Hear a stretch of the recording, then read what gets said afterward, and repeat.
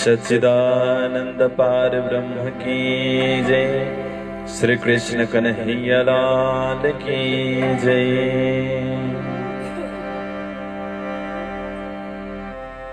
प्रथम लागू दो चरण को धनिये न छुड़ाइयो छिन लांकत लाल एड़िया मेरे जीव के जीवन इन पाँव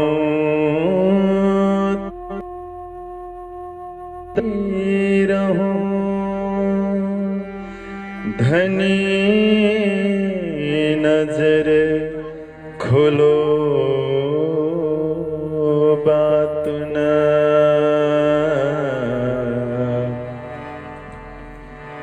पलन वालु निरखूं नेत्रे यही जीवन मेरे जीव के जीवन। अब कहूँ कच्छ देश की पहुँचिया पाए जित तहाय खोज करी सोई बताऊं इत तहाय खोज करी सोई बताऊं इत। चर्चा प्रारम्भ गर्नु पूर्व सबैजना मिलेर आउनुहोस् एउटा ध्वन गायन गरौं र श्रीराजी श्यामाजीलाई याद गरौं। अपना बासा है निज धाम अपना बासा है निज धाम। सदघन चिदघन आनंद घन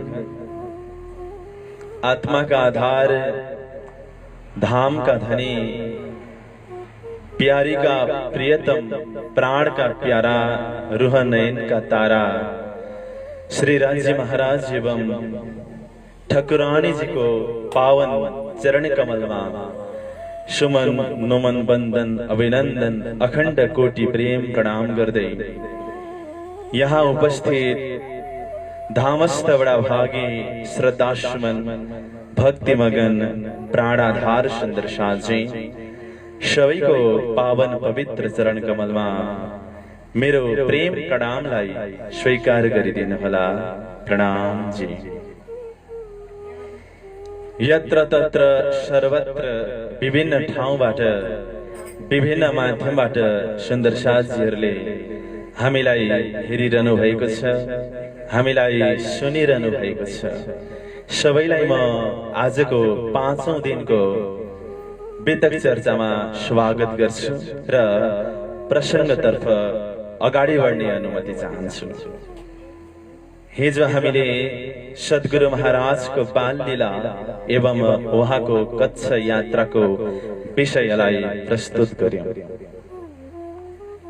सद्गुरु महाराज जसको शरीरको नाम देवचन्द्रजी उहाँमा दिव्य दिव्य शक्तिहरू छ। धरतीको हिसाबले एउटा उत्तम आत्मा हुनुहुन्थ्यो किनकि परमात्माको यदि आवश्यकता आउनु छ भने त्यही अनुरूपको पात्रता युक्त बर्तनको जरुरत पर्छ। वर्षौं पहिलेदेखि संस्कारले पवित्र हुँदै निर्मल हुँदै आएको जीवमा परमात्माको आवश्यकता आएर प्रवेश गर्छ र देवचन्द्रजी महाराज एवं प्राणजी महाराज को जीव पूर्व जन्म को कस्तो खालको तपस्वी जीव थियो भन्ने कुराको साक्षी पनि हामीले हिजै सुन्यौं। सुन्दरबाई सखीको सुर्ता आएर त्यहाँनेरि प्रवेश भयो र राज्य महाराजले श्यामाजीको आवश्यकता दिएर सुन्दरबाई सखीलाई पठाउनु भयो, जसलाई पुराणले आजसम्म रुह अल्लाह भनेर भविष्यवाणी गरेर पर्खिरहेको थियो भने कतै पक्षमा पनि रुह अल्लाह भनेर प्रतीक्षा भइरहेको थियो। पञ्चदैवत शक्ति भित्र छ, यद्यपि एउटा सामान्य भन्दा सामान्य बालक जस्तै बनेर उहाँले संसारमा लीला गर्न थाल्नुभयो। 5 वर्षको उमेरमा मैं कौन, कहाँ थे आइया, कहाँ मेरो भरतार, यस्ता प्रश्नहरू उत्पन्न हुन थाले। यद्यपि उहाँले अरूलाई सोध्न थाल्नुभयो 11 वर्षको उमेरदेखि। सबैले भन्थे परमात्मा निकट हुनुहुन्छ, परमात्मा माथि हुनुहुन्छ। उहाँले यो निश्चय गर्नुभयो परमात्मा पक्कै कतै न कतै हुनुहुन्छ, किनकि मूर्ति पूजा गरेपछि परमात्मा स्वयं उपस्थित भएर उहाँले अर्पण गरेको भोग आरोग्य भएको थियो। साक्षी उहाँको हृदयमा छ। उहाँले के गर्नुभएको छ? कच्छ यात्रा गर्नुभएको छ। वहाँ अनेक प्रकारका साधु सन्तहरू उहाँले देख्नुभयो, देवालयहरू देख्नुभयो, मठ मन्दिरहरू देख्नुभयो। किनकि उमरकोट गाउँमा साधु सन्तहरू हत्तपत्त जानु हुँदैन थियो, किनकि त्यहाँनेरि पानीको कमी थियो। जहाँ पानीको कमी हुन्छ त्यहाँ साधु सन्त महन्तहरू जानुहुन्न। सद्गुरु महाराज देवचन्द्रजीलाई चाहिएको के हो? आत्माको खुराक हो। किनकि सानैदेखि उत्पन्न भएका जिज्ञासाहरूले उहाँको आत्मा पोलिरहेको थियो। कति बेला मलाई शीतलता मिल्नेछ, मेरो आत्माले खोजेको स्वरूपलाई मैले प्राप्त गर्नेछु। घरमा लौकिक कुराहरू हुन्छन्, परिवारको बन्धन हुन्छ, प्रवृत्ति मार्गका कुराहरू हुन्छन्। अब बिस्तारै वैराग्यको आगो दन्किँदै दन्किँदै गयो। घरमा खटपटी हुन थाल्यो, किनकि मनभित्र वैराग्य छ। घरबाट अनुमति छैन, किनभने एक्लो छोरा हुनुहुन्छ। अब उहाँको वैराग्य यति बढेर गयो कि 17 वर्षको उमेरमा उहाँभित्रको वैराग्यले उहाँलाई घरबाट निकालिदियो। पछाडिपट्टिको ढोकाबाट बाहिर निस्किनुहुन्छ। थाहा छैन गन्तव्य कहाँ हो, थाहा छैन साथी को हो, यद्यपि हिम्मत गरेर निस्किनुभयो। बाटोमा सिपाहीको वेशमा राज्य महाराजले दर्शन दिनुहुन्छ, उहाँका कष्टहरूको निवृत्ति गर्नुहुन्छ। त्यस पछाडि उहाँलाई थाहा हुन्छ कि अरूले भनेको माथि, अरूले भनेको दायाँ बायाँ परमात्माको जुन स्थान छ, तर त्यस्तो होइन रहेछ। परमात्मा त न दायाँ हुनुहुन्छ, न माथि हुनुहुन्छ, न तल हुनुहुन्छ। परमात्मा त नजिकै हुनुहुँदो रहेछ, आफै भित्र हुनुहुँदो रहेछ। यो हृदयमा उहाँको परिवर्तन आयो। जसलाई मैले खोजिरहेको छु उसले पनि मलाई खोजिरहेको छ। अनि धनी मेरो नजिकै हुनुहुन्छ, से रक्सी नजिक हक्क भन्ने गरिन्छ। जहाँ हो तहाँ नजिकमै भन्नुभएको छ प्रणजी महाराजले। जहाँ हुनुहुन्छ नजिकमै हुनुहुन्छ। अहिले छोडेर जानु भए त के म त्यो स्वरूपलाई फेरि खोज्नेछु र जसरी पनि प्राप्त गरेरै छोड्नेछु। यो संकल्प लिएर अगाडि बढ्नुहुन्छ। जन्तीसँग भेट हुन्छ। जन्तीहरू आफ्नो गन्तव्यतर्फ जान्छन्। सद्गुरु महाराज आफ्नो गन्तव्यतर्फ जानुहुन्छ। यहाँसम्मको प्रसङ्ग हामीले हिजो श्रवण गरेका थियौँ। सद्गुरु महाराज कहाँ पुग्नु भएको छ? कच्छ पुग्नु भएको छ। उमेर कति छ? 17 वर्षको छ। अब कच्छमा के खोज गर्नुभयो? कहाँ कहाँ जानुभयो? कस्ता कस्ता साधनाहरू उहाँबाट भयो? यो प्रसङ्गलाई आज हामी श्रवण गर्दै गर्दै सद्गुरु महाराजलाई भोजनगर पठाउने छौँ। फेरि त्यहाँका तमाम वितकहरूलाई प्रस्तुत गरेर आज घुङ्गरी प्रसादको विशेष शोभा छ आजको कार्यक्रममा। हजुरहरू संयम भएर अन्तिमसम्म बसेर साथ दिनुहोला। यही कामना गर्दै गर्दै आउनुहोस् अब कच्छको खोजको विषयवस्तुलाई प्रस्तुत गरौं। अब कहूं कच्छ देश की पहुँचे आप आए जित, तहाँ आए खोज करी सोई बताऊं इत। कच्छ जानुभयो र कच्छमा सबैभन्दा पहिले कहाँ जानुभयो? लगे खोज करने बैठे देहुरे जाए, चर्चा को त पुछत वे प्रतिमा को ठहराए। सबैभन्दा पहिले कहाँ जानुभयो? प्रतिमालाई पूजा गर्ने यानी कि मूर्ति पूजा गर्ने पुजारीकोमा जानुभएछ, यानी कि मन्दिरमा जानुभएछ, देवालयमा जानुभएछ र उहाँले पुजारीजीलाई त्यहाँको पीठाधीशलाई सोध्नुभयो, विशेष गरी पुजारीजीलाई, प्रभु आत्मकल्याणको उत्तम साधन के हो? उहाँले भन्नुभयो आत्मकल्याणको उत्तम साधन भनेको त मूर्ति पूजा हो। यो तपाईले कसरी भन्न सक्नुहुन्छ कि आत्मकल्याणको उत्तम साधन मूर्ति पूजा हो? मलाई आफै हेर, म वर्षौंदेखि मूर्ति पूजा गर्दै आइरहेको छु, मलाई एकदम आनन्द छ, शान्ति छ। यदि यो उत्तम साधना थिएन भने मलाई सन्तोष किन हुन्थ्यो? सद्गुरु महाराजले प्रश्न गर्नुभयो, तपाईले पूजा गर्नुभएको कति भयो? उनीहरूले जवाफ दिए, मैले पूजा गरेको त जन्मेदेखि हो। त्यति मात्रै होइन, मेरो माताजी पिताजीले पनि यहीँनेरि पूजा गर्नुहुन्थ्यो। सद्गुरु महाराज देवचन्द्रजीले भन्नुभयो, त्यसो भने तपाईँ निकै अनुभवी हुनुहुँदो रहेछ। त्यसो भने भन्नुहोस्, तपाईले अहिलेसम्म परमात्माको कति पटक दर्शन गर्नुभयो? कति पटक परमात्माले दर्शन दिनुभयो? पुजारीजी भन्नुहुन्छ, परमात्माले दर्शन दिनुहोस् यो उद्देश्यले पूजा गरेकै होइन, एकैचोटि पनि दिनुभएको छैन। अनि पूजा के को लागि गर्नुहुन्छ त भन्दाखेरि आफ्नो शरीरको निर्वाह गर्नको लागि, पत्नी छिन्, छोराछोरी छन्, त्यसैको लागि पूजा गर्ने। त्यसो भने त यो शरीरको पूजा भयो, शरीरको प्रयोजनको लागि पूजा भयो, आत्माको प्रयोजनको लागि त पूजा भएन।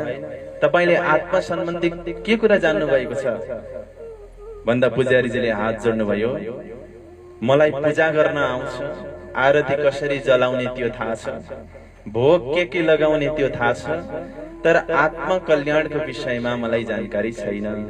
बोलो श्री प्राणनाथ प्यारे की।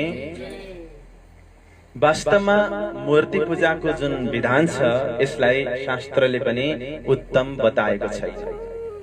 हुन त धेरै प्रकारका मूर्ति पूजाहरू छन्, मूर्ति पूजामा पनि ग्रेड छ। सबै प्रकारको मूर्ति पूजालाई गलत पनि भनेको छैन, अलिकति विवेचन गर्नुपर्छ।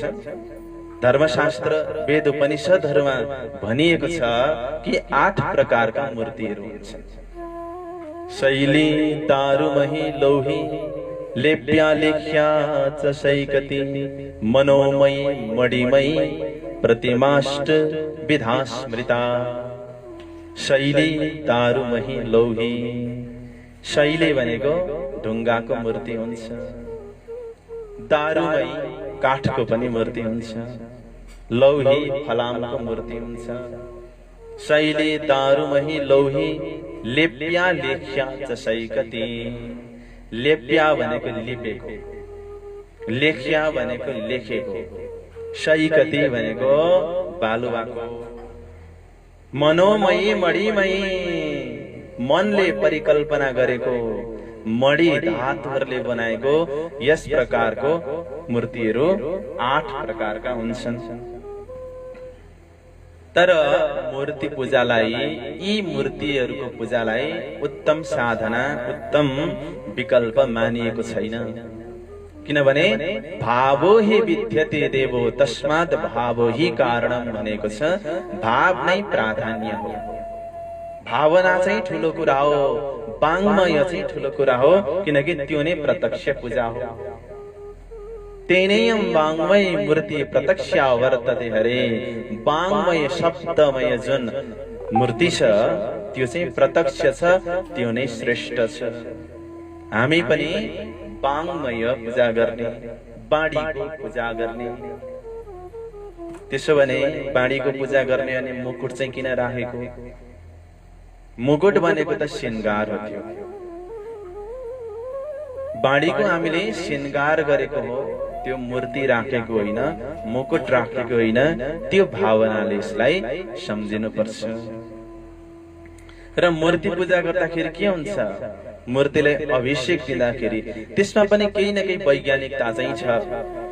जस्तो मूर्ति पूजाकै कुरा गर्ने हो भने त्रेता युगमा पनि मूर्ति पूजा भएको देखिन्छ। भगवान शिवजीको शिवलिङ्गको पूजा गरिएको देखिन्छ। अनि द्वापर युगमा पनि कृष्णजीको पालामा पनि नागहरूको, सर्पहरूको पूजा गरेको देखिन्छ भने हामीले कतेबमा पनि एउटा किस्सा सुनेका छौं कि खुदाले अजाजिललाई एउटा मूर्ति बनाउन लगाउनु भयो भनेर।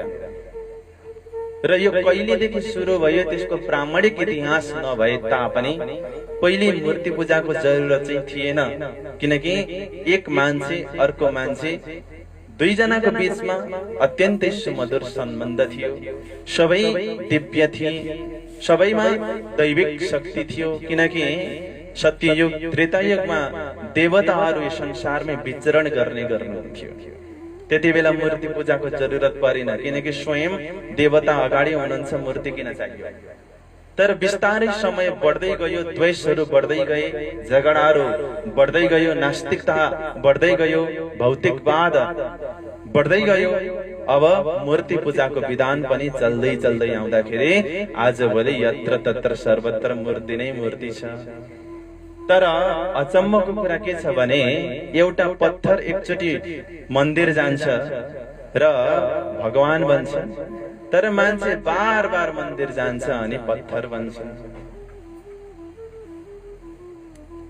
त्यसकारण मूर्तिमा परमात्मा हुनु हुँदैन। परमात्मा कहाँ हुनुहुन्छ? आत्मामा हुनुहुन्छ, भावनामा हुनुहुन्छ। यो विवेचन कसले गर्नुभयो? देवचन्द्रजीले गर्नुभयो। अब अगाडि बढ्नुहुन्छ। कहाँ जानुभयो त भन्दा आए खोजे सन्यासी हे बडे डिम्बधारी। त्यस पछाडि सन्यासीकोमा जानुभएछ। सन्यासी भनेको सत प्लस न्यासी सन्यासी। सत भनेको सत्य, न्यास भनेको त्याग गर्नेवाला, यानी कि सत्य ढंगबाट संसारका पदार्थहरूलाई, मायालाई, मिथ्यालाई त्याग गर्नेवालालाई के भनिदो रहेछ? सन्यासी भनिदो रहेछ। ऊ एकदमै डिम्बधारी आडम्बरी थियो। आम पुजे तिनको आबे खलक सारी। सबैजनाले त्यहाँनिर पूजा गर्दा रहेछन्। त्यो सन्यासीलाई सबैले पूजा गर्ने एकदम प्रतिष्ठित व्यक्ति हुनुहुँदो रहेछ। र त्यहाँ गएर अब खोजी गर्न थाल्नुभयो। मूर्ति पूजालाई छोडेर कहाँ जानुभएको छ? सन्यासीको पासमा जानुभएको छ। र सन्यासी चाहिँ के भन्नुहुँदो रहेछ भने कहे जानत है सब हम। म सबै कुरा जान्दछु, मलाई नआउने केही पनि छैन। सबैले भने त्यही हो। प्राणजी महाराजले भन्नुभएको छ जाएर झुटा खेलही हृदय अति अन्धेर। कहे हम साँचे और झुटे यौं फेरे उल्टे फेर। जाहेरमा प्रत्यक्ष रूपमा झुटको खेल भइरहेको छ र हृदयमा अन्धकार छ, तैपनि के भन्न छोड्दैनन्? म चाहिँ सत्य हुँ, अरू चाहिँ झुट हो। त्यसैले सधैँ राम्रो म हुन्छ। म चाहिँ सत्य हुँ, मैले भनेको सिद्धान्त सत्य छ, तथ्यगत छ, तर अरूले भनेको झुट हो। यो खेलमा मानिसहरू लागिरहेको छन्। तर उहाँले एउटा शर्त राख्नु भएछ, दीक्षा लिनुपर्छ अनि मात्र ज्ञान दिलाउँछु। ठीक छ, दीक्षा लिनुपर्छ भने दीक्षा पनि दिनुहोस् भनेर दीक्षा लिनुभएछ। उहाँले मन्त्र लिनुभयो। यद्यपि साधना गर्दै जाँदाखेरि के भएछ त भन्दाखेरि क्यौएन पतिजी मन, कुनै पनि हालतमा विश्वास जागृत हुनै सकेन। विश्वासै जागृत भएन भने अब साधना कसरी गर्ने? त्यसकारणले विश्वास हुनुपर्छ। तृतीयम च आत्मा निश्चयम, आत्मा निश्चय हुनुपर्छ। किनकि जसले विश्वास गरेर दौडिन्छ उसले नै तारतम्यको फल प्राप्त गर्छ। विश्वास गरी नै दौडे जेह तारतम्य फलले से तेह। तर विश्वासै नभएपछि अब त्यहाँनेरि बस्न सकिएन, अगाडि बढ्नुहुन्छ। कोही दिन तहाँ रहे फेर चले जागाउर, बडे डिम्ब कनफट्टे चले गए तीन ठौर। डिम्बधारी कनफट्टे जोगीकोमा जानुभएछ। जसले कान फाडेको छ उसलाई कनफट्टे भनिन्छ। अनि हाम्रो नेपालीमा एउटा उखान प्रचलनमा आयो, जुन जोगी आए पनि कानै चिरेको। यस्ता साधकहरूलाई उहाँले त्यहाँनेरि पाउनुभयो। उहाँलाई राजगुरु भनिदो रहेछ। उनका प्रशस्त शिष्यहरू रहेछन्। कच्छ देशले नै ती कनफट्टेजीलाई, जोगीजीलाई मान्दो रहेछ। सबैले पूजा गर्दो रहेछन् उहाँको। र त्यहाँ गएर अब संगत गर्छु भन्ने निश्चय गर्नुभयो र संगत गर्नु पनि भयो। यद्यपि के भएछ, शाख न होए अन्दर, भित्रबाट साक्षी मिलेन। सबै नाटक, सबै दिखावा, सबै आडम्बरी। अब अगाडि बढ्नुभयो कि उहाँले देख्नुभयो कि यी ठुल्ठुला जनावरहरूलाई नचाउनेहरूमा पनि केही न केही शक्ति होला। जस्तो मान्छेहरू बाघ नचाउँछन्, भालु नचाउँछन्, यिनीहरू भनेको त जंगलमा जाने बित्तिकै खाने जात हो। तर यिनीहरूलाई बसमा गरेर यिनीहरूलाई इशारामा नचाउन सक्नु पनि सानो पराक्रमको कुरा होइन। त्यसकारण यिनीहरूमा चाहिँ केही तत्त्व छ कि भनेर संगत गर्नुभयो वैरागी कापडीकोमा गएर पनि। तर उहाँले एउटाको संगत गर्नुभएछ, भालु नचाउनेको। दिउँसोभरि भालु नचाउँदो रहेछ अनि रातभरि आफै नाच्दो रहेछ।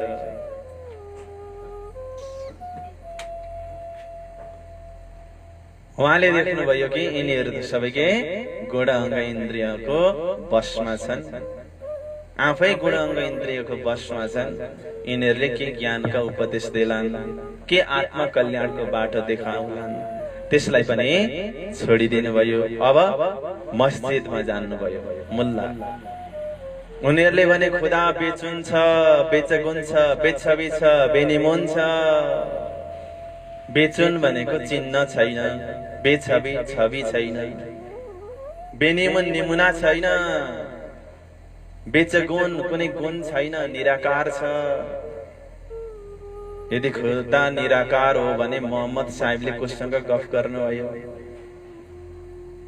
भिस्तमा त संवाद भएको, रब्द भएको प्रसंग आउँछ, बातचित भएको प्रसंग आउँछ भने बातचित गर्नेवाला को थियो?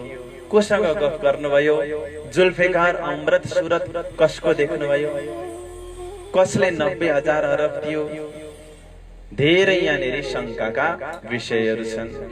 निराकारवादमा पनि उहाँलाई चित्त बुझेन। 1 महिना उनीहरूको संगत गरेर अगाडि बढ्नुहुन्छ र वेद यज्ञ, वेदज्ञ, वेद वेत्ता ब्राह्मणहरूको उनीहरूको संगतमा सद्गुरु महाराज देवचन्द्रजी रहनुहुन्छ। और ब्राह्मण भेष कई और भेष सब ठौर, खोजत ही फिरत रहे मेहनत करियत जोर। ब्राह्मणहरूको संगत गरेर कति 2.5 वर्ष संगत गर्नुभयो र वेद पुराण शास्त्र आदिको अध्ययन गर्नुभयो। 4 वेदको अध्ययन पूरा गर्नुभयो, 6 शास्त्रको अध्ययन पूरा गर्नुभयो, उपनिषद आदिको सबै अध्ययन गर्नुभयो। केवल अध्ययन मात्रै गर्नु भएन, साधना पनि गर्नुभयो। किनकि ज्ञान र साधना भन्ने चीज अलग अलग हो। अघि भर्खरै मात्रै कापडी कलन्दरकोमा गएर उहाँले संगत गर्नुभयो भनेर सुन्यौं। त यो शरीरलाई पनि साधना गरेर सिद्धिहरू गरेर के दिव्य बन्न सकिन्छ कि भन्ने खालको महसुस उहाँलाई भयो। किनकि सद्गुरु त सच्चा मिल्नु भएको छैन नि त, अहिले पनि भड्किरहनु भएको छ। किन भड्किनु भयो भन्दाखेरि दुनियाँलाई खोज गर्ने तरिका सिकाउनको लागि। हुन त जागृत बुद्धि भित्र सवार छ, यद्यपि उहाँले किन खोज गर्नुभयो, मन्दिर मन्दिर किन भड्किनु भयो त भन्दाखेरि यसरी खोज गर्नुपर्छ भनेर सिकाउनको लागि। त्यहाँ बसेर धेरै प्रकारका सिद्धिहरू साधनाहरू गर्नुभयो। जस्तो साधनाहरू के छन् त भन्दाखेरि पञ्चाग्नि ताप्ने साधना, अनि पहाडबाट हाम फाल्ने साधना, हिमालमा गएर पलेटी कसेर बस्ने साधना, जाडोको बेलामा पानी भित्र पस्ने साधना, काओस बन्ने साधना छ, अर्को करवट बन्ने साधना छ। यी डरलाग्दा साधनाहरू आफ्ना शरीरको अंग अंगलाई छेदन गर्ने, पिट्ने यस्ता खालका साधनाहरू पनि हुन्छन्, शरीरलाई कष्ट दिने साधनाहरू। प्राणजी महाराजले भन्नुभएको छ, या बाने के कारणे कई करे तपस्या, या बाने के कारणे कई पिबे अघिन। यो बेहद्द वाणीलाई प्राप्त गर्नको लागि कसैले धेरै तपस्या गरे, कसैले अग्नि पान गरे। या बानी के कारणे कई गले नेम, या बानी के कारणे कई लेबे अनशन नेम। यो बेहद्द वाणीलाई प्राप्त गर्नको लागि हिउँमा गएर पलेटी कसेर कतिपय बसे, कतिले अनसन गरे, अन्न खाएनन्, पानी खाएनन्, हावा मात्रै खाएर बसे, भोकै बसे, तै पनि पाएनन्। या बाने के कारणे कई भैरव झम्पावे, या बाने के कारणे कई तिल तिल देह कटावे। पहाडबाट पनि हाम फाल्नेहरू भए, टुक्रा टुक्रा गरेर आफ्नो देहलाई काट्नेहरू पनि भए। या बाने के कारणे करे कई विदताओ सो मुख थे, केते कहूं हुए जो बिना हिसाब। यो बेहद्द वाणी, यो तत्व ज्ञानलाई, ब्रह्म ज्ञानलाई प्राप्त गर्नको लागि धेरै साधना, कसरत, प्रयत्न, कोशिशहरू भए।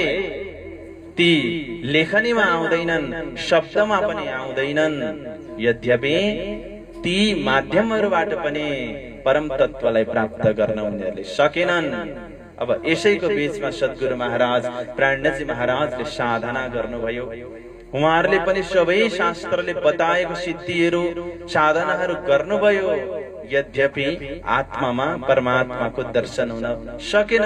र आफ्नो अनुभवको आधारमा उहाँहरू अगाडिका भावी पिँढी, भावी पुस्ता, सुन्दर साथहरूलाई भन्नुहुन्छ, दुःख न दिजे देहको सुखे छोडिए शरीर। शरीरलाई दुःख दिएर धर्म हुनेवाला छैन, साधना हुनेवाला छैन, मोक्ष मिल्नेवाला छैन। शरीरलाई त आराम चाहिन्छ। आरामले तिमी के गर, परमात्माको भक्ति गर। तिमीले लक्ष्य चाहिँ सही पक्र, सही लक्ष्य यदि तिमीले पक्र्यौ भने तिमीले यस्ता साधनाहरू केही पनि गर्नु पर्दैन, केवल प्रेम सेवा भक्ति गर। तर लक्ष्य चाहिँ पक्र। कलश ग्रन्थमा पनि पन्थ बैडानी खैचा तानी भन्ने प्रकरणमा धेरैले यो ठुलो भन्छन्, कसैले काल ठुलो भन्छन्, कसैले कर्म ठुलो भन्छन्, कसैले योग साधन ठुलो भन्छन्। धेरै आफ्नो ठुलो भन्नेहरू भए, ज्ञान ठुलो, विज्ञान ठुलो भन्नेहरू पनि भए। तर प्राणजी महाराज भन्नुहुन्छ, सबैभन्दा ठुलो चाहिँ लक्ष्य हो। लक्ष्यले तिमी पक्र। अरु कुनै पनि प्रकारका शरीरलाई कष्ट बनाउने साधनाहरू तिमीले गर्नु पर्दैन। तिमीले गर्नु चाहिँ पर्छ। के गर्नु पर्छ? तुम प्रेम सेवाए पाओगे पार। प्रेम सेवा तिमीले गर्नुपर्छ, तिमीले पार प्राप्त गर्न सक्छौ। यस प्रकारको सन्देश मामतीले दिनुभएको छ वाणीमा। यद्यपि यो त सद्गुरु महाराजलाई तेस्रो दर्शन प्राप्त भइकन प्राणजी महाराजको मुखारविन्दबाट अवतरित ब्रह्म वाणीको सार हो। अहिले त भर्खर सद्गुरु महाराज के गर्दै हुनुहुन्छ? खोज्दै मात्रै हुनुहुन्छ। उहाँलाई अहिलेसम्म के छ? सच्चा सद्गुरु मिल्नु भएको छैन। सच्चा सद्गुरुको जरुरत पर्छ। उहाँले के गर्नुहुन्छ? छिर र निरको निर्णय गर्नुहुन्छ, सिन्दुर बिन्दुको परिचय दिनुहुन्छ। त्यसकारण सच्चा गुरुको संगत गर्नुपर्छ, सच्चा गुरुलाई खोज्नुपर्छ।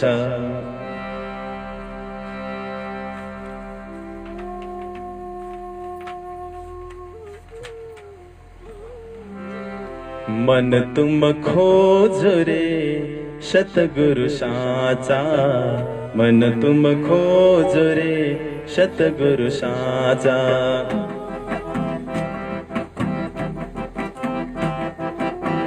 मन तुम खोज रे सतगुरु साचा, मन तुम खोज रे सतगुरु साचा। ऊंची दुकान देखी मती भूल्यो, ऊंची दुकान देखी मती भूल्यो। सो पकवान है काचा, मन तुम खोज रे सतगुरु साचा, मन तुम खोज रे सतगुरु साचा।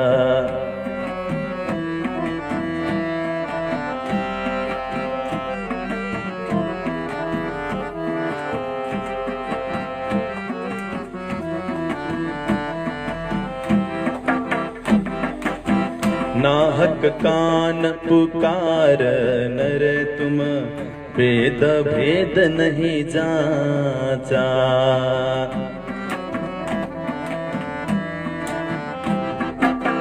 नाहक कान पुकार नर तुम, वेद भेद नहीं जाचा। मिलयन वेद भेद संतन बिना, मिलयन वेद भेद संतन बिना। वृथा नाच क्यों नाचा, मन तुम खोज रे सतगुरु साचा, मन तुम खोज रे सतगुरु साचा।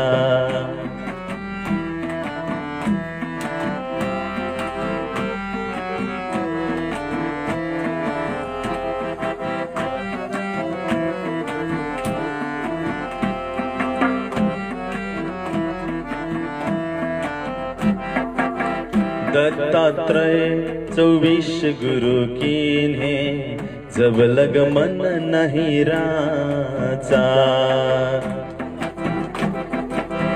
दत्तात्रेय 24 गुरु कीन्हे, जब लग मन नहीं राचा। करी सतसंग भेद जब पायो, करी सतसंग भेद जब पायो। खुले भरम के ढांचा, मन तुम खोज रे सतगुरु साचा, मन तुम खोज रे सतगुरु साचा।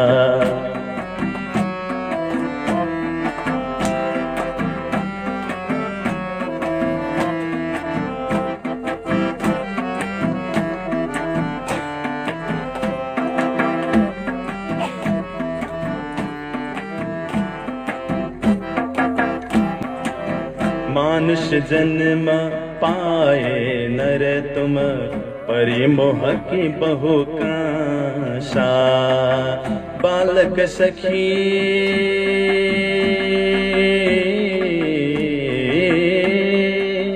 बालक सखी भजन तब करी हूँ, बालक सखी भजन तब करी हूँ।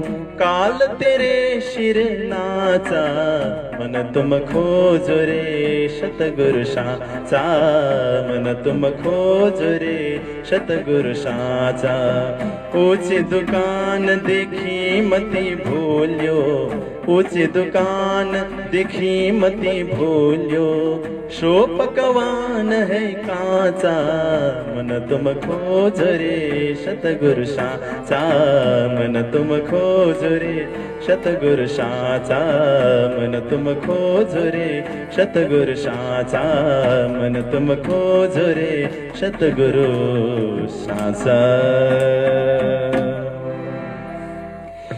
फिरते भुजनगर आए तीन शहर में, तहाँ हरिदास जी रहे भई सुहवत तिनसे। अब कच्छबाट अगाडि बढ्नुहुन्छ। कच्छबाट कच्छमै अर्को ठाउँ जानुहुन्छ भोजनगर भन्ने ठाउँमा। भोजनगरमा एकजना परम भक्तसँग उहाँको भेट हुन्छ। भक्त पनि अत्यन्तै निष्ठावान भक्त, भक्तिमा पनि अगाडि, ज्ञानमा पनि अगाडि, जसको नाम थियो हरिदास जी। हरिदास जी राधा वल्लभी सम्प्रदायबाट हुनुहुन्थ्यो र उहाँले सेवा गर्नुहुन्थ्यो। तर सेवाको प्रयोजन के थियो? कार्य आत्मा कार्यको लागि उहाँले सेवा गर्नुहुन्थ्यो र बाँकी बिहारीजीको सेवा गर्नुहुन्थ्यो। कसरी सेवा गर्नुहुन्थ्यो? करे सखी भाव धर्म, सखी भावले बाँकी बिहारीजीको उहाँले सेवा गर्नुहुन्थ्यो। धेरै प्रकारका भक्तिका प्रकारहरू छन् भावनाको आधारमा। दास्य भाव भक्ति छ, वात्सल्य भाव भक्ति छ, सख्य भाव भक्ति छ, माधुर्य भाव भक्ति छ। त्यसमा सखी भावले उहाँ भज्न हुँदो रहेछ। भावना त सखीको छ, भेष पनि सखीकै छ हरिदासजीको। जस्तो प्रकारको भावना बाहिरको वेशभूषा पनि त्यस्तै सखीकै वेशभूषा। अब उहाँको कस्तो प्रकारको सेवा रहेछ त? भावनाले सेवा गर्ने भनेपछि उहाँको त्यो भावनामा कस्तो प्रकारको सच्चाई, कस्तो प्रकारको इमानदारीता या कस्तो प्रकारको निष्ठा उहाँलाई महसुस भयो? अगाडि भन्नुहुन्छ, रहे तिनकी सोबत में देखी सेवाती प्रेम, साचा देखा तिनको सेवत है अति नेम। सच्चा प्रेम सेवा देख्नुभयो र नियम पूर्वक सेवा गर्ने देख्नुभयो। हरेक कुरामा नियम चाहिन्छ, जहाँ नियम छैन त्यहाँ अस्तव्यस्त हुन्छै हुन्छ। अब कस्तो खालको नियम रहेछ? अगाडि भन्दै हुनुहुन्छ, जब रुता आवे गर्मी की तब सेवा दिन माफक। गर्मीको ऋतु आयो भने त्यस्तै प्रकारको सेवा गर्नुहुन्थ्यो। कस्तो प्रकारको भन्दाखेरि, हामीलाई पनि त गर्मी हुँदाखेरि पंखा चाहिन्छ, अझै एडभान्समा जाने हो भने एसी चाहिन्छ, अझै एडभान्समा जाने हो भने चिसो खालको ब्ल्याङ्केट चाहिन्छ। अब त चार्जवाला ब्ल्याङ्केट आएको छ। जाडो भयो भने हट बनाएर सुत्छु भने पनि भयो। पहिलेको जमानाको जस्तो यति मोटो मोटो सिर कोड्नु पर्दैन। ब्ल्याङ्केटलाई चार्ज गर्यो, टेम्परेचर मिलायो, अनि कति खालको कस्तो टेम्परेचर आफू एडजस्ट हुन्छ त्यो मिलायो अनि सुत्यो भने आफूलाई गर्मी हुँदाखेरि मेरो परमात्मालाई पनि गर्मी हुन्छ भन्ने भावना। अब गर्मी हुँदाखेरि के गर्नुहुन्थ्यो? वायु हम्किदिनुहुन्थ्यो, अनि कपडाहरू भिजाएर चिसो बनाउँदै ल्याएर पुछ्ने आदि कार्य गर्नुहुन्थ्यो। ठण्डक करे हर भान्तसो आगा समेत ताकत। गर्मी आउनु भन्दा अगाडि नै तयारी गर्नुहुन्थ्यो। तयारी भनेको पहिले नै गर्नुपर्ने चिज हो हैन? कुनै पनि प्रकारले बन्दोबस्त गर्नुहुन्थ्यो कि कसरी शीतलता प्रदान गर्ने हो। और जाड़े की ऋतु में गर्मी का करे इलाज। अब जाडो मौसम आयो भने गर्मीको व्यवस्था गर्ने। के गर्ने त भन्दाखेरि अलिक बाक्लो खालको कपडा लगाइदिने हो कि अलिकति वाम बनाएर एसी मिलाइदिने हो कि हैन? आफ्नो आफ्नो एउटा तरिका हुन्छ नि त। अब ये वस्तु करो चाहिए कि मुझे आज, जुन वस्तु आज चाहिन्छ पहिले नै तयारी गर्ने। स्नान करे दिन में 2-4 वखत, शौचालय आदि कार्य, शुद्धता पवित्रताको कुरा दिनमा 2-4 चोटि नै नुहाउनुहुन्थ्यो। जब ऋतु पल्टे में चाहिए, गर्मी शीत भए त ऋतु परिवर्तन हुँदैछ भने त्यस्तै प्रकारको व्यवस्था गर्नुहुन्छ। त्यसकारणले गर्दाखेरि उनको नुहाउने समय भनेको के हुँदो रहेछ त भन्दाखेरि दिनमा 2-4 चोटि नै हुँदो रहेछ। अब सद्गुरु महाराज पनि सानैमा लोटा लिएर गएको अनुभव छ। कसैले लोटा नलिकन जाँदाखेरि एक्लै लोटा लिएर जाने हो कि होइन? आज हरिदासजीले पनि 5 चोटि नुहाएको देखेर इम्प्रेस हुनुभयो। यह सचवटी देख के ऐसी करेन कोही। यो सच्चाई देखे पछाडि उहाँलाई यस्तो लाग्यो यस्ताहरु कसैले गर्दैन। इन ठिकाने आए कि आत्म पायो करार। ए सचवटी देख के गर्ने लगे विचार। यो ठाउँमा आइसके पछाडि बल्ल उहाँलाई आत्मामा आनन्द भयो। वास्तवमा संसार रूपी विष वृक्षबाट दुईवटा रसमय फल निस्किन्छ अरे। नीतिशास्त्र अगाडि भन्छ संसार विष वृक्षस्य द्वैव रसवत् फले काव्यामृत रस स्वाद संगम सज्जनै सह। संसार भनेको एउटा विषको वृक्ष हो। यसको साक्षी मान्नको लागि त प्रकाश हिन्दुस्तानी ग्रन्थ, प्रकाश ग्रन्थमा प्रकाश हिन्दुस्तानी ग्रन्थको प्रकरण 30 मा हेर्नु होला, त्यहाँनेरि विषको प्रकरण छ। तिमी कति सुत्छौ, ब्रजमा पनि सुत्यौ, रासमा पनि सुत्यौ, जागनीमा आएर पनि सुतिरहेका छौ। सुइने सुइरे सुता सो करे 3 चोटि सुत्ने कुरा गरेको छ। ब्रजमा पनि सुतेकै हो, केही थाहा थिएन। रासमा पनि यहाँ आएर पनि सुत्छौ। फेरि कस्तोमा सुत्दैछौ त तिमी भन्दाखेरि सबै विषय विषको छ। यहाँनेरि ओड्ने पनि विषको छ, ओछ्याउने पनि विषको छ, सिरानी पनि विषको छ, सबै विषय विषको छ। फेरि तिमी कसरी सुत्न सक्यौ? फेरि विचार गर्न हुन्छ। विषालुको लागि त विष भनेको त आराम हो नि त। विषयीको लागि त विष भनेको त त्यो आरामदायी पलङ होइन त। अस्ति त्यसको ठिक उल्टो श्रृंगार ग्रन्थमा के छ त भन्दाखेरि हक्क इश्क आग जोराबर इनमे मोमिन बसत। हक्कको प्रेमको आगो चाहिँ डरलाग्दो छ, दन दन दन्किरहेको छ, तर मोमिन चाहिँ त्यसैमा बस्छ। भर्खरै मात्रै श्रृंगार ग्रन्थमा हामीले सुनेका। किनभने त्यही आगो भित्रै बस्नेहरूको लागि त त्यो आगोले त पोल्दैन, त्यो आराम भयो नि त। संसार पनि यो विषको वृक्ष हो। अनि यो विषय किन मन परिरहेको छ त भन्दाखेरि आफू पनि विषयी बन्ने त्यस कारणले गर्दा। र विष भन्ने चीज के हुन्छ त भन्दाखेरि चाहिँ खाएपछि लाग्छ, तर विषय चाहिँ सोच्दा मात्रै लाग्छ अरे के, असर गर्छ यस्तो चीज। तैपनि यस्तो ठाउँमा दुईवटा रसमय फल छ अरे। विषको वृक्षबाट रसै रसको अमृतै अमृतले भरिएको दुईटा फल छ अरे। त्यो फल के हो त भन्दाखेरि काव्यामृत रस स्वाद। काव्य अमृतहरूको रसको आस्वादन गर्ने, यानी कि धर्मशास्त्रको श्रवण गर्ने, अध्ययन गर्ने एउटा फल त्यो छ अरे संसार रूपी विष वृक्षको। अर्को के छ? सज्जनै सह, सज्जनहरूको संगत। यो दुईटा चाहिँ अमृतका फलहरू हुन्, रस दिने फलहरू हुन्। अब एउटा सच्चाई देख्नुभयो, सेवामा पनि सच्चाई देख्नुभयो, निष्ठा देख्नुभयो, विश्वास देख्नुभयो। भित्रबाट विश्वास छ भने बाहिरको शरीरले पनि त्यस्तो गर्न थाल्छ। मलाई त कति श्रद्धा छ भन्छ साधु वैष्ण सोच्छ भने उसको त्यो श्रद्धाको कुनै अर्थ भएन। भित्र श्रद्धा छ भने बाहिर निस्किन्छ नि त। बिहानै उठेर मारा बालाजी चलो जमुना जल झेलिए प्रात सुमेरो अक्षरातीत। 4:30 देखि नै यो बोल्न थालिहाल्छ नि। कहाँ 7 बजीसम्म सुन्छ। भित्रको चाहिँ बाहिर निस्किन्छ। सद्गुरु महाराजले के गर्नुभयो त? सेवाले रिझाउनु भयो। यस्तो आस्थाले सेवा गरिदिने सद्गुरु महाराजलाई आनन्द भयो, आत्मा पायो करार।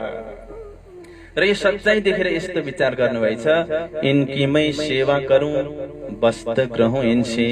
अब म इनको सेवा गर्छु अनि यिनीबाट वस्तु ग्रहण गर्छु। जाने बित्तिकै चाहिएको के छ? ज्ञान छ नि त। म पहिले ज्ञान लिन्छु अनि चित्त बुझेछ भने सेवा गर्छु भन्नु भएन। के भन्नुभयो? पहिले सेवा गर्छु अनि ज्ञान प्राप्त गर्छु। सेवाले प्रसन्न गरियो भने आफै ज्ञान प्राप्त हुन्छै हुन्छ। गीताले पनि भनेको छ तद्विद्धि प्रणिपातेन परिप्रश्नेन सेवया उपदीक्षन्ति ते ज्ञानम ज्ञानेन तत्त्वदर्शिन। पहिले गएर तत्त्वदर्शी गुरुको तिमी के गर, सेवा गर, उसलाई रिझाऊ, खुसी बनाऊ। अनि उपदीक्षन्ति ते ज्ञानम, उनीहरूले तिमीलाई उपदेश दिनेछन्, ती तत्त्वदर्शीहरूले। गंगाजी भाइको नाम बाढीमा आएको छ, धनबाई भनेर। किन आयो उहाँको नाम भन्दाखेरि सेवा किधी धनबाइए उलखी धनी शोभा साथमा लिधी अति गणी। सद्गुरु महाराजको सेवा गर्नुभयो, बहुतै भावले अत्यन्तै धेरै गर्नुभयो। त्यसकारण सुन्दर साथहरूको बीचमा उहाँ शोभाको पात्र हुनुभयो। अरू कसैको नाम आएन, गंगाजी भाइको नाम आयो बाढीमा। शोभाको पात्र हुनुभयो कि भएन? किन त्यो बख्सिस केबाट प्राप्त गर्नुभयो त भन्दा सेवा किदी धनबाइए उलखिदनी। पहिले दिन इस्लाम में गंगाजी भाई धरे कदम, सेवा गरी श्री देवचन्द्रजी की कदमों सौंपी आत्म। यस कारणले सेवाले जित्नु पर्छ। रास ग्रन्थमा पनि त भनिएको छ नि, संसार भनेको मोह सागर हो। यहाँनेरि विषय विष छ, विकारै विकार छ। अब यहाँबाट छुटकारा कसरी पाउने त भन्दाखेरि पख 25 अति घणा पण एछि आपणो धर्म साक्षात तणी सेवा कीजे ए हृदय रख जमरम भनेको छ नि त। 25 पक्षको चिन्तन त छँदैछ, तर तिमी साक्षात सेवा गर भनेर त्यहाँ पनि सेवाकै विषयलाई औल्याइएको छ। गोकर्णजी पिता आत्मादेवलाई उपदेश गर्दै भन्नुहुन्छ धर्म भजस्व सततम त्यज लोक धर्मा सेवस्य साधु पुरुषान जहि काम तृष्णा। धर्म भजस्व सततम त्यज लोक धर्म, एउटा सच्चा धर्मलाई भज, अरु सम्पूर्ण लोक धर्मलाई तिमी परित्याग गर। सेवस्य साधु पुरुषान, जय साधु पुरुषहरूको सेवा गर, जहि काम तृष्णाम, काम तृष्णाहरूलाई छोडिदेऊ। अन्यस्य दोष गुण चिन्तनमा सुमुक्त्वा, अरूको गुण दोष आदिलाई आशु मुक्त्वा, तुरुन्तै छोडा। अनि के गर, सेवा कथा रसमहो नितराम विवत्वम। सेवा कथाको आनन्द लिएर त्यो अमृतको प्यालालाई, सत्संगको प्यालालाई तिमी पान गर्दै बस। किन चिन्ता लिन्छौ? तर गर्न चाहिँ साधु सन्त सज्जनको तिमी सेवा गर भनेर उपदेश दिनुभएको प्रसङ्गलाई पनि मैले यहाँ जोडे। इनकीमै सेवा गरौँ वस्तु ग्रहौँ इनसे। म पहिले सेवाले रिझाउँछु, त्यस पछाडि उहाँभित्रको ज्ञानलाई ग्रहण गर्छु। सोच्नुभयो, सोचेर 2 दिनसम्म बस्नुभयो? होइन, तुरन्तै सेवा गर्न थाल्नुभयो। तब लगे सेवा गर्ने रहे इनकी सोहबत में, संगतमा रहनुभयो। नित्य ने चर्चा सुने जाय बैठे सोहबत, नित्य चर्चा सुन्नुहुन्छ सेवा गर्दै। अब सद्गुरु महाराज घरबाट निस्किएको कति भयो? 17 वर्षको उमेरमा घरबाट निस्किनु भयो। 4 वर्ष कच्छमा खोज गर्नुभयो। उमेर कति भयो? 21 वर्ष भयो। अब घरबाट 4 साल भयो निस्केको छोरा पुत्र घरमा बुबा आमालाई, मत्तु मेहता कुमार भाइलाई के बित्यो होला, यो प्रसंग यहाँनिर जोड्दै हुनुहुन्छ। तब ए मत्तु मेहते सुने धाए कि आई पित। मत्तु मेहताले सुन्नु भएछ र तुरन्तै दौडिएर आउनु भएछ। अब यसमा बीचमा अलिकति अदृश्य कथा के छ भने सुन्दर साथजी, जब देवचन्द्रजी घरबाट निस्किनु भयो, कुन समयमा निस्किनु भयो त भन्दाखेरि साँझ पर्नै लाग्दाखेरि निस्किनु भयो। अहिलेको जस्तो जमाना होइन, टेलिफोन, मोबाइलको, फेसबुक, ट्विटरको जमाना होइन। त्यति बेलाको समयमा घरबाट निस्केको हो कि न कसैले हरण गरेको, केही बुबाआमालाई थाहा छैन। किनकि भनेरै निस्केको त पक्कै पनि होइन। माताजी पानी लिएर घर फर्किँदाखेरि देवचन्द्रजी हुनुहुन्न। पिताजी पनि कुनै कार्य विशेषले फर्केर आउँदाखेरि घरमा छैन। 7-8 बजिसक्यो, घरमा देवचन्द्रजी छैनन्। कतै पूजा गर्न गए या ध्यान गर्न गएको होलान् भनेर 10-11 बजेसम्म उनीहरू बाटो हेरेर बसे, तै पनि आउनुहुन्न। अनिदोमा छटपटीमा त्यो रात त्यत्तिकै बित्यो। भोलिपल्टको उज्यालोमा पो आउँछ कि यो बाटो हेरेर बस्नुभयो। 1 2 दिन 3 दिन गर्दा गर्दै समय बित्दै गयो।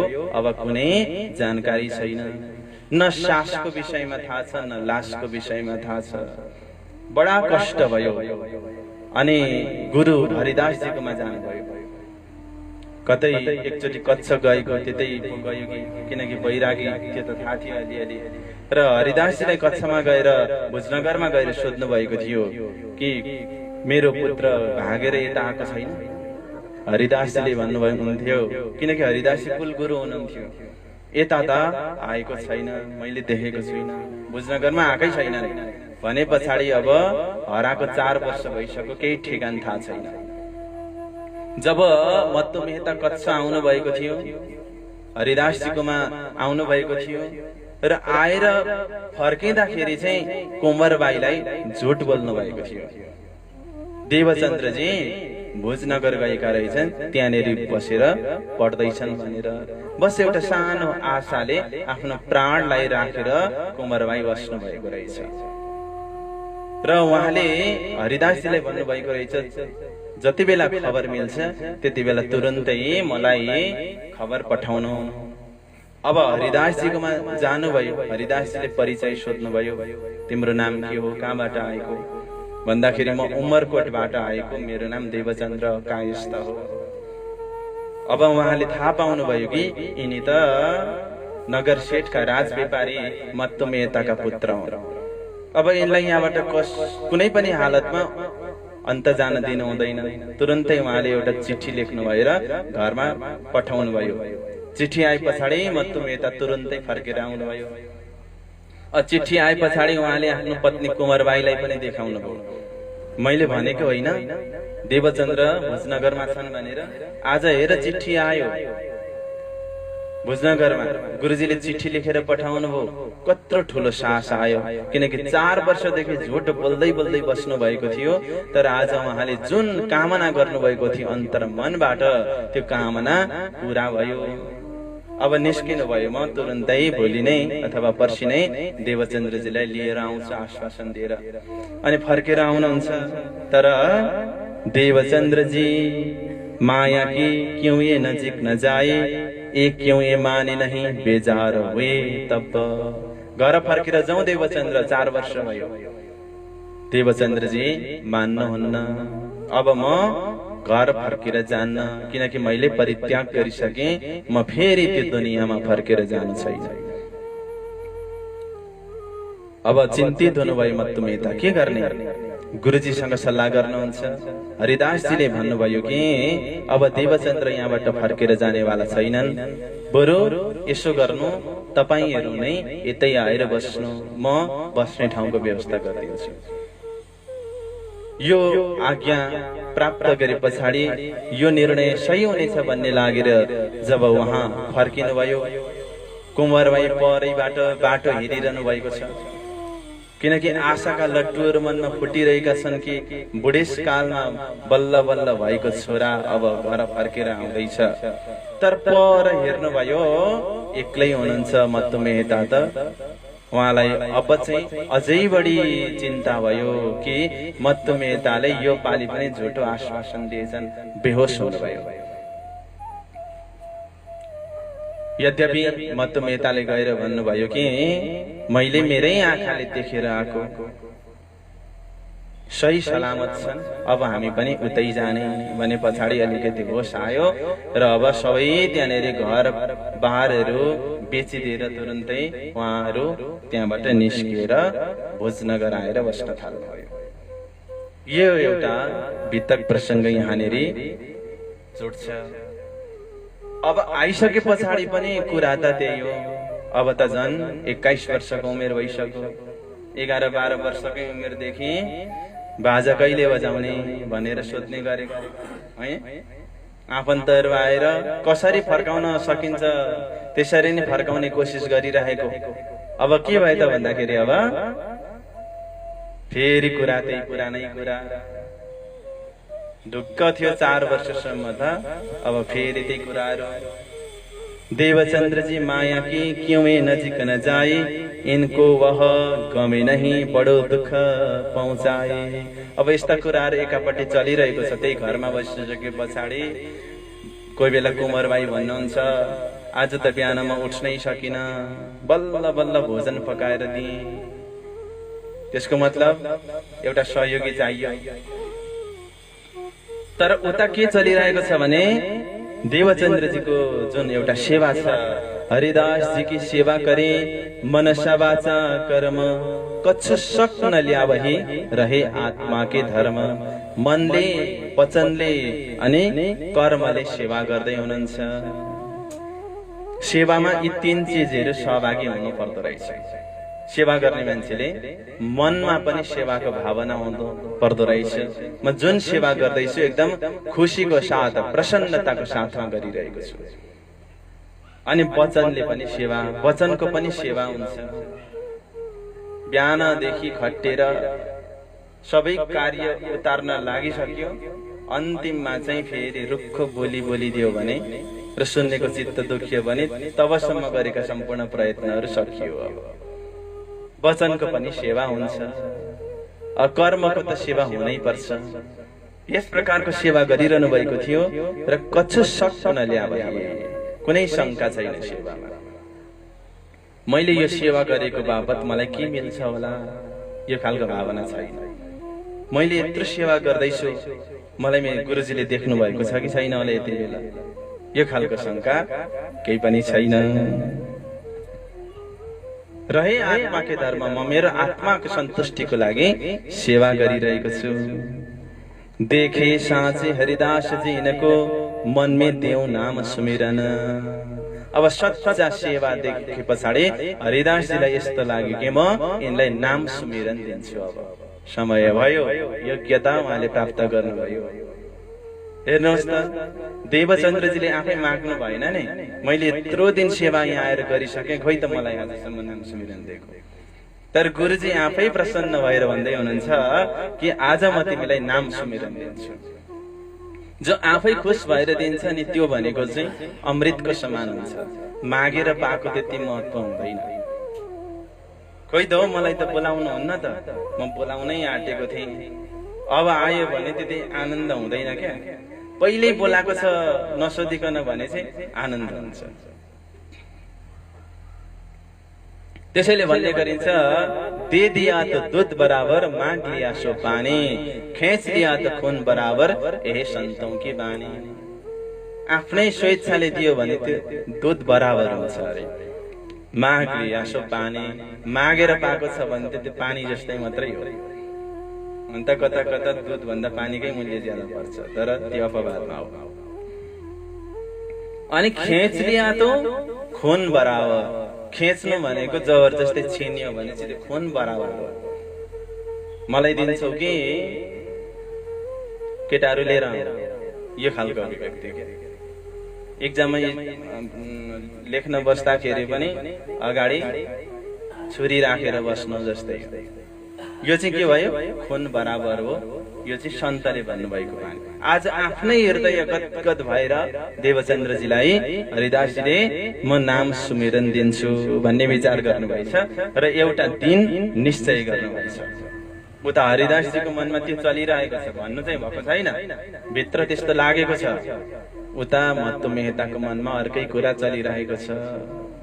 के कुरा चल्दै रहेछ? मत्तु मेहता विचार गरे, क्यों ये डारू माया में, अब कसरी मायामा लगाऊ भनेर। किनकि सन्यासी भयो, बुढो हुँदै गयो, 60-65 भइसक्यो, अहिले केही चालचुल केही छैन, कसरी चाहिँ मायामा लगाउन सकिन्छ? खाली त्यही मात्रै। अब तो ए आवे हाथ मेरे, यदि मायामा लगाउन सक्यो भने मेरो हातमा आउँछ। छुटे वैराग्य हैन, इनको वैराग्य छुटाउन सकिन्छ। कसैलाई चाहिँ कसरी वैराग्य बनाउने भनेर प्रयत्न गर्नुपर्छ। आश्रममा लगेर राखिदिँदाखेरि पनि वैराग्य बन्दैन, बिजनेस गर्छु भन्दै आउँछ हो। अब देवचन्द्रजीलाई चाहिँ वैराग्य कसरी छुटाउने, यो टेन्सन छ। अब एउटा उपाय रच्नु भएछ मधुमेह दाजुले। वैराग्य छुटाउने एउटा उपाय के भन्दा एक ठौर सगाई करके बिहाको धरायो दिन। मधुमेह त आफै जानु भएछ, बुहारी हेर्नु भएछ अनि सगाई गरिदिनु भएछ। ल मेरो छोरा देवचन्द्र भनेको तिनै हुन्, पूजाको थाली बोकेर जाँदैछन् नि, मेरो छोरा तिनै हुन्, तिनीसँग के गर्छौ? गर्छु। यस्तो असल श्रीमान पाए के खोज्नु? धार्मिक अहिले नाम नभन्नु। त्यस पछाडि सगाई गर्नु भएछ, सगाई गर्नुभयो, सम्बन्ध विवाह फिक्स भयो। अनि अब जन्ती लिएर कहिले आउने भन्दाखेरि फलानो दिन आउने भन्ने निश्चय भयो। एक ठौर सगाई करके बिहाको धरायो दिन। यो दिन चाहिँ बेहुला बनाएर देवचन्द्रजीलाई हामी जन्ती लिएर आउने, 10 जना 20 जना 21 जना जन्ती आउने तोकियो। तर के भएछ त भन्दाखेरि वही दिन था उत्तम लेने का नाम सुमिरन। हरिदासजीले पनि त्यही दिन दीक्षा दिने भन्ने सोच्नु भएछ। दिन एउटै भएछ। मधुमेहताले विवाहको दिन पनि त्यही तोक्नुभयो, हरिदासजीले दीक्षा दिने दिन पनि त्यही तोक्नुभयो। अब दीक्षा दिन पनि त एउटा विधि छ नि त, नत्र नै बिहानै दीक्षा दिने अनि भरे बेहुलो सजिएर जाने गर्दा त हुन्थ्यो होला नि त। तर एउटा विधान छ, दीक्षा त्यतिकै दिँदैन। कस्तो खालको विधान रहेछ भन्दाखेरि मार्ग राधा वल्लभी मिने लेने नाम सुमिरन भद्र वेश होता है। भद्र वेश चाहियो। अब लामो लामो कपाल हल्लाउँदै बेहुलो बनेर जान पाइएन, खौरिनु पर्यो। देवचन्द्रजी विचार किया मन। अनि भद्र वेश भनेको कुनै कलर त्यहाँनेरि होइन, निर्गुण वेश चाहियो। वेश धारण गर्दाखेरि यस्तो प्रकारको वेशभूषा चाहिन्छ। अब बेहुलो भएर जानु पर्ने बिहानै मुडुल्लै भयो। अब यस्तो भए पछाडि पहिले नै हरिदासजीकोमा पुग्नु भएको छ देवचन्द्रजी। अब हरिदासजीले सोध्नु भयो, तुमको नाम सुमिरन देवे आज। पहिले भन्नुभयो भद्रवेश धारण गरेर आउनुभयो तुरन्तै। अनि के भन्नुभयो भने तुमको नाम सुमिरन देवी आज, तिमीलाई अब नाम सुमिरन दिने भने पछाडि त्यो तुरन्तै आज्ञालाई स्वीकार गर्नुभयो। तब ही भद्र भेष होए के आए के बैठे पास। अरूलाई हो भने लामो लामो कपाल छ काट्नु है भन्दाखेरि सबै थोक भन्नु कि कपाल काट्नु चाहिँ नभन्नु, कस्तो घाँटी नि काटे जस्तो लाग्छ। त्यसमा कुनै नाइनास्ती छैन, तुरन्तै भद्रवेश धारण गरेर आउनुभयो। र अब हरिदासजीले सोध्नुभयो, नाम कहाँ का लिया है? याभन्दा पहिले कसैबाट दीक्षा लिएको छ भन्दा देवचन्द्रजीले भन्नुभयो सन्यासीका कर विश्वास। सन्यासीलाई विश्वास गरेको थिए।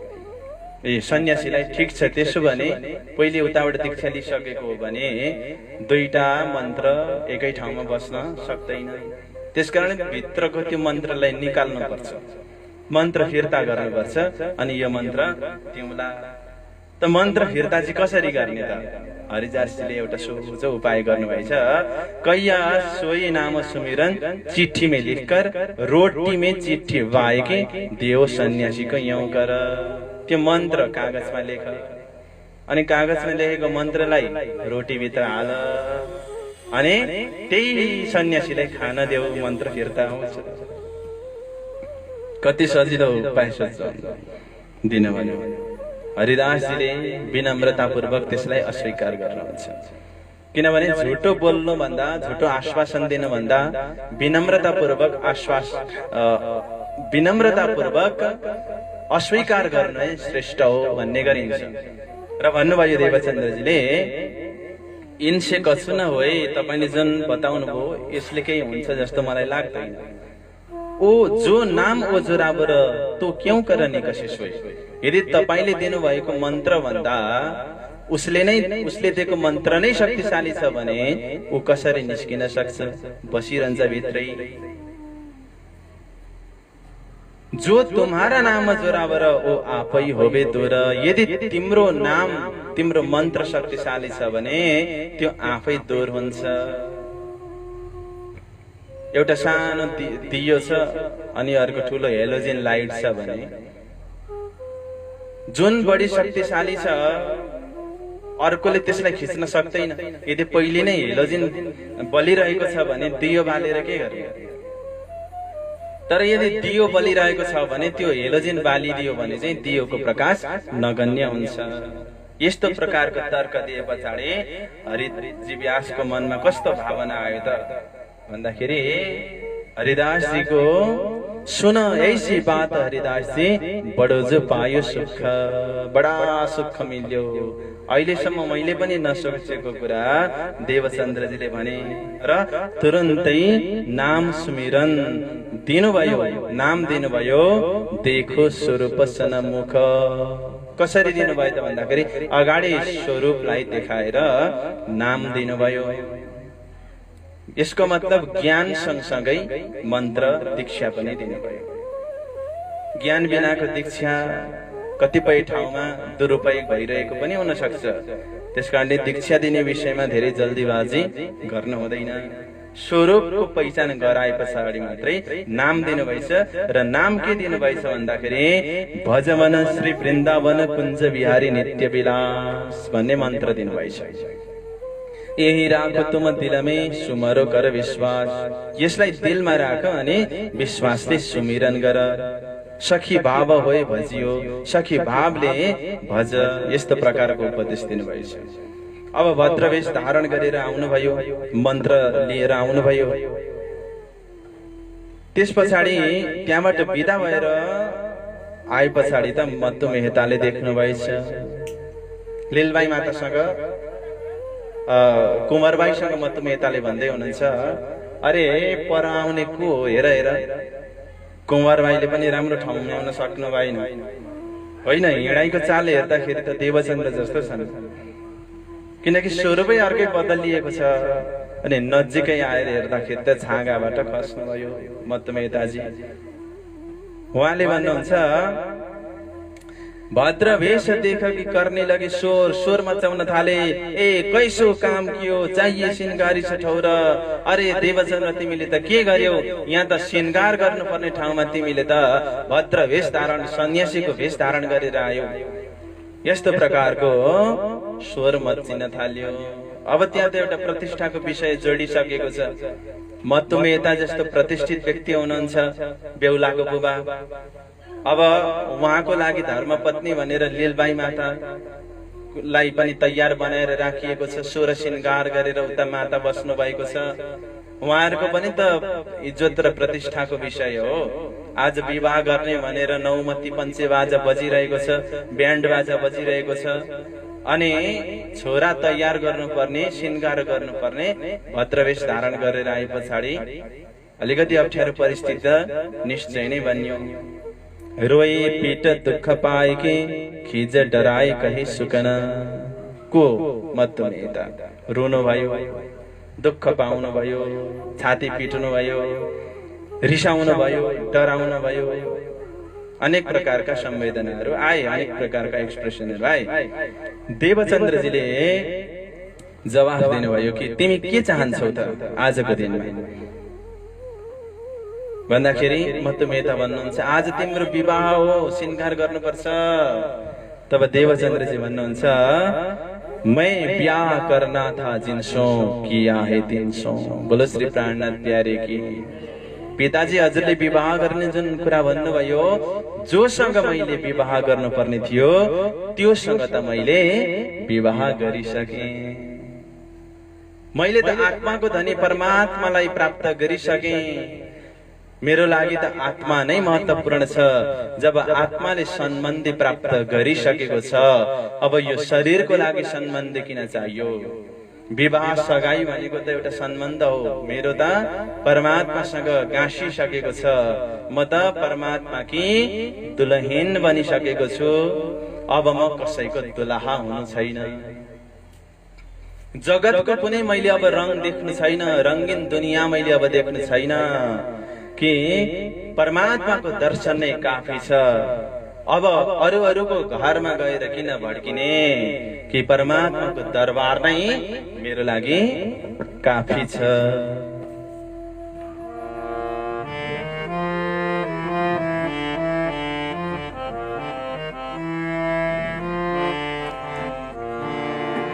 जगत के रंग क्या देखूं, जगत के रंग क्या देखूं, तेरा दीदार काफी है, तेरा दीदार काफी है। जगत के रंग क्या देखूं, जगत के रंग क्या देखूं, तेरा दीदार काफी है, तेरा दीदार काफी। क्यों भटकूं गैरों के दर पे, क्यों भटकूं गैरों के दर पे, तेरा दरबार काफी है, तेरा दरबार काफी है।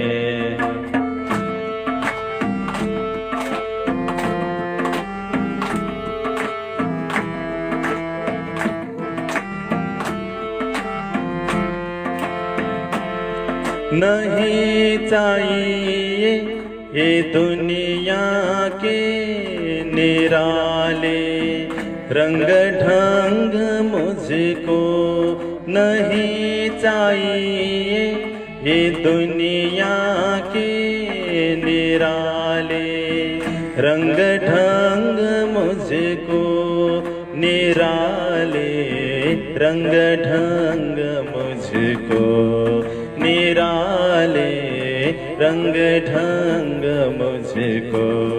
चली जाऊं मैं खाटूं जी, चली जाऊं मैं खाटूं जी, तेरा श्रृंगार काफी है, तेरा श्रृंगार काफी है। जगत के रंग क्या देखूं, जगत के तेरा दीदार काफी है, तेरा दीदार काफी है।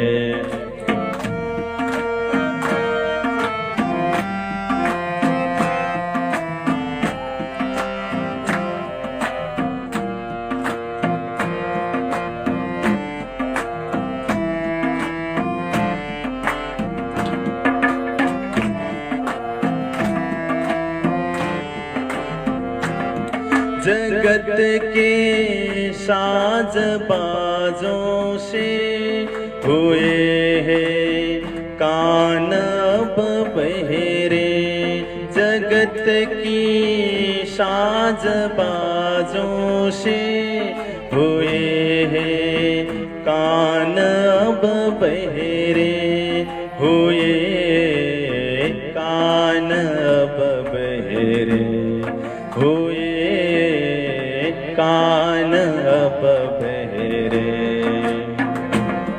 कहाँ जाके सुनो बंसी, कहाँ जाके सुनो बंसी, मधुर वो तान काफी है, मधुर वो तान।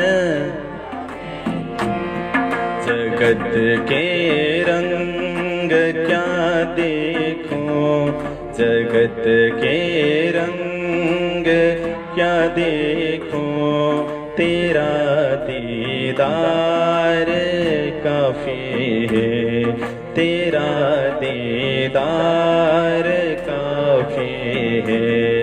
क्यों भटकूं गैरों के दर पे, क्यों भटकूं गैरों के दर पे, तेरा दरबार काफी है, तेरा दरबार काफी है।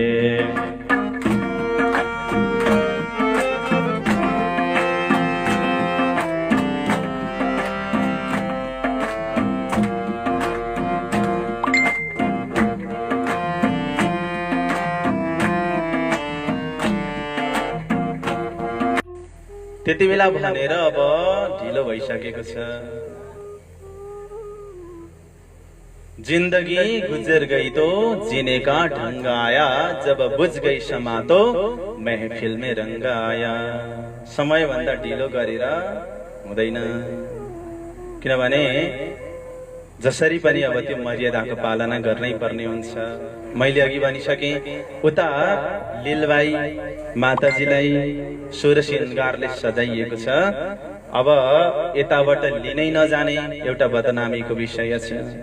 उत्तिकै प्रतिष्ठा कसको छ? मत्तु मेहताजीको पनि छ। अब विवाह हुने नै निश्चित भयो। यहाँ लालदासी महाराज भन्नुहुन्छ, ऐसे में विवाह हुआ खटपट नित होए। यस्तै यस्तैमा विवाह भयो। अब खटपटी हुन थाल्यो। कसको बीचमा? बाउ छोराको बीचमा। श्रीमान श्रीमती बीचमा त छैन। देवचन्द्रजी जस्तोले लीलबाई माताजी जस्तोलाई ल्याउनु भएको छ। अब खटपटी भयो भने कसको सम्बन्धमा चाहिँ खटपटी नहोला भन्ने प्रश्न आउँछ। खटपट चाहिँ पिताजीसँग, समाजसँग, विभिन्न विषयमा भइरहेको। किङ मेहताको नाम आउँछ। उहाँहरू पनि विवाहित नै हो, तर के भयो त भन्दाखेरि तुकारामजी जुन सन्त हुनुहुन्थ्यो उहाँको श्रीमती चाहिँ कस्तो रहेछन् त भन्दाखेरि कचकचे। अब श्रीमती घरमा कचकचे भइसके पछाडि घरमा बस्न मन लाग्छ त भन्दाखेरि सुशील हुनुहुँदो रहेछ। नामदेवजीको पत्नी कस्तो हुनुहुन्छ अरे? लाइफ जे जस्तै भए पनि त्यो आउँदै गर्छ, छोड्दिन्छ। नामदेवजीको पत्नी चाहिँ सुशील, एकदम संस्कारी। सेवा गर्न बिहानै उठ्दाखेरि पनि अघि उठेर पानी तताइदिने। अब भोग व्यञ्जन बनाउनु पर्यो भन्दाखेरि पनि अघि फुर्ते गएर भोग व्यञ्जन। धन्य छ परमात्मा तपाईलाई, तपाईले यस्तो सुशील स्वास्नी मेरो जीवन साथीको रूपमा बनाइदिनु भयो र मैले भक्ति गर्न सके। भक्ति गर्न मलाई सजिलो भयो। अब अर्को नरसिंह मेहता हुनुहुँदो रहेछ, नरसिंह भगत। उहाँको श्रीमती चाहिँ के भएछ? मृत्यु भएछ श्रीमती। श्रीमती मृत्यु भएर अब शोकाकुल बनेर बस्नु भएन। के भन्नुभयो? भयो थयो गयो जन्जाल, सुखी सुभजौ गोपाल। जे भयो राम्रै भयो। अब सुखपूर्वक गोपाललाई भज्छु। अब मलाई गनगन गर्ने कोही छैन। यस प्रकारले यदि सच्चा मनले साधना गर्ने हो भने विवाह ठुलो कुरो होइन। किनकि देवचन्द्रजीको पनि यहाँ विवाह भयो, तर उहाँले सेवा भने छोड्नु भएको छैन। कस्तो खालको सेवा गर्नुहुँदो रहेछ? रहे सोहबत हरिदासजी की दुई पोहर रात लगे। 2 प्रहरसम्म हरिदासजीको सेवा गरेर बस्नुहुँदो रहेछ। 2 प्रहर भनेको रातको 2 प्रहर कति बज्यो? 12 बज्यो। 12 बजेसम्म हरिदासजीको सेवा गर्नुहुन्छ। चर्चा और कीर्तन में गुजरान करते। चर्चा र कीर्तनमा चाहिँ उहाँको गुजारा हुन्थ्यो। सेवा गर्ने, सेवा मात्रै गरिरहने होइन, आत्मालाई पनि खुराक दिनुहुन्थ्यो। चर्चा कीर्तन अहोरात्र त्यहाँनिर चलिरहन्थ्यो। रहे एक पहर घर पनि। 1 प्रहर आफ्नो घरमा आउनुहुन्थ्यो। 12 बजे पछाडि घरमा आउनुहुन्थ्यो र 3 घण्टा बस्नुहुन्थ्यो। भनेपछि बिहान 3 बजे उठ्नु हुँदो रहेछ। पिछली रात रहे जब पहर, हरिदास जी के मंदिर प्रदक्षिणा देवे मेहनत जोर।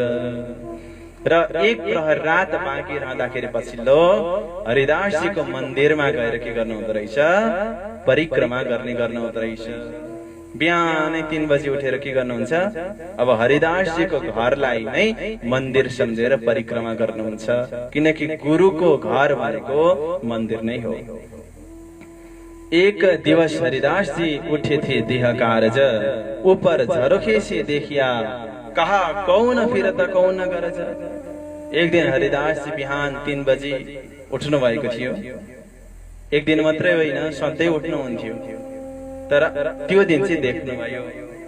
एक दिवस हरिदास जी बैठे थे देह कारज।